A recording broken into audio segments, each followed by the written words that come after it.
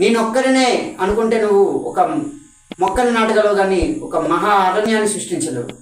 నేనొక్కరినే అనుకుంటే నువ్వు ఒక గోడను మాత్రమే కట్టగలవు కానీ ఒక మహా నగరాన్ని నువ్వు నిర్మించలేవు. నేనొక్కరినే అనుకుంటే ఒక చిన్న దుకాణాన్ని స్థాపించగలవు కానీ ఒక వ్యాపార సామ్రాజ్యాన్ని స్థాపించలేవు. కాబట్టి నేనొక్కరినే కాకుండా ఈ డైరెక్ట్ సెల్లింగ్ ఇండస్ట్రీలో టీంతో పనిచేసి మీరు ఏ మహానగరాన్ని కానీ మహా అరణ్యాన్ని కానీ మీరు టీంతో కలిసి పనిచేయడం ద్వారా డెఫినెట్గా మీరు అరణ్యాలను కానీ లేకపోతే వ్యాపార సామ్రాజ్యాలను కానీ మీరు టీంతో కలిసి సృష్టించవచ్చు.